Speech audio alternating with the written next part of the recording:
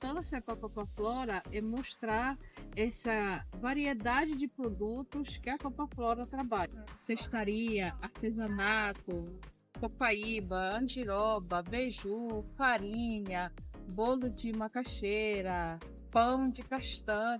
É a primeira vez que eu estou participando da feira. Conheci a Copaflora recentemente, então estou vindo justamente para isso, né, para conhecer de perto os produtos e também conhecer um pouco mais a história da cooperativa.